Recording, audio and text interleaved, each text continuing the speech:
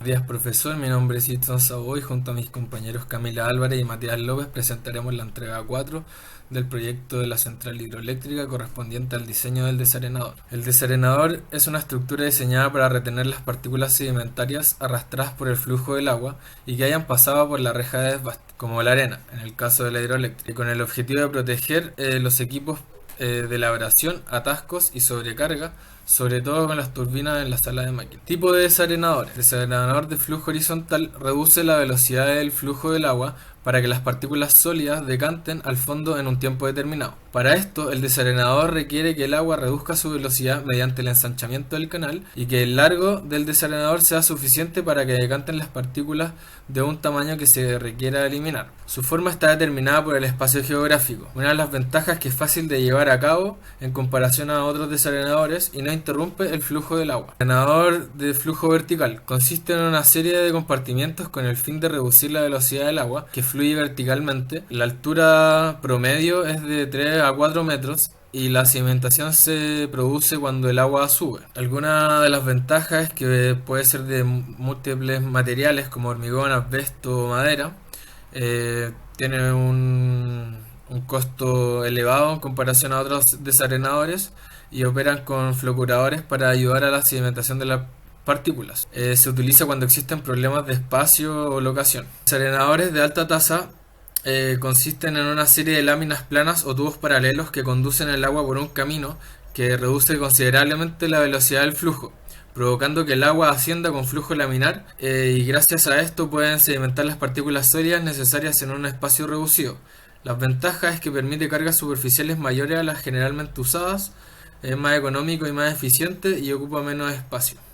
Hola, buenas, mi nombre es Matías López.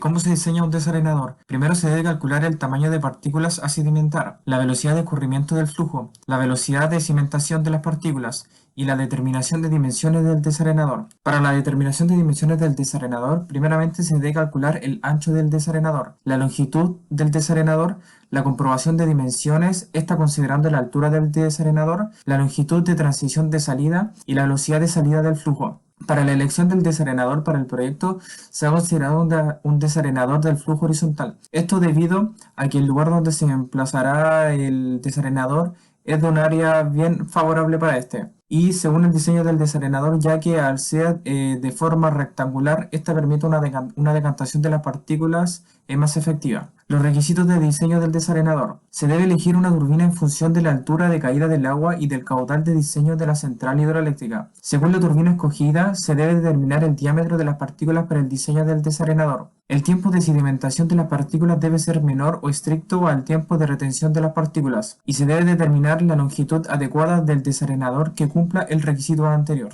Para el dimensionamiento del desarenador de proyecto, el primer paso es la elección de la turbina para el diseño. Para esto se utiliza el ABACO de la figura 1, en donde se intersecta el caudal de diseño de 25,96 metros cuadrados por segundo y la altura de caída de 84 metros, ambos definidos en entregas anteriores, en donde se puede ver que intersectan en la turbina Francis, la cual será esta la turbina de nuestro diseño. Luego, con la turbina seleccionada, se puede determinar el diámetro de las partículas a eliminar con la tabla de la figura 2, en donde se obtiene que el diámetro está entre un rango de 0,4 y 1 milímetro y en donde nosotros seleccionamos un diámetro de 0,5 milímetros para nuestro diseño.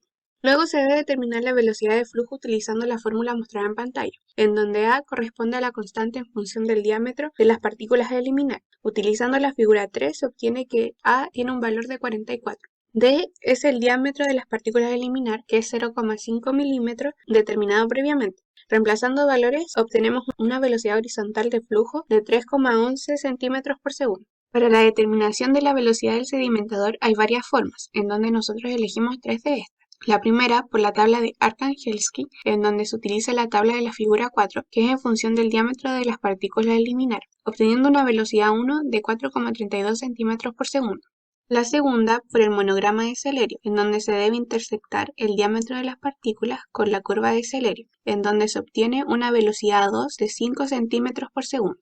Y por último, la fórmula de Scotti-Fogliani, en donde también es en función del diámetro de las partículas, el cual se reemplaza en la fórmula en metros y se obtiene una velocidad 3 de 0,089 metros por segundo. Si sacamos un promedio entre las tres velocidades obtenidas, se tiene una velocidad del sedimentador de 0,06 metros por segundo. El cuarto paso es obtener las dimensiones del desarenador, en donde con las fórmulas mostradas obtenemos el ancho y el largo, donde para la fórmula del ancho se requiere el caudal ya definido, una profundidad del desarenador asumido por nosotros que corresponde a 6 metros y la velocidad del flujo que es 0,300 metros por segundo. Reemplazando valores se obtiene un ancho del desarenador de 14 metros aproximadamente. Y para el largo del desarenador se necesita la profundidad asumida, la velocidad de flujo y la velocidad de sedimentación que es 0,06 metros por segundo. Reemplazando valores se obtiene un largo del desarenador de 31 metros aproximadamente.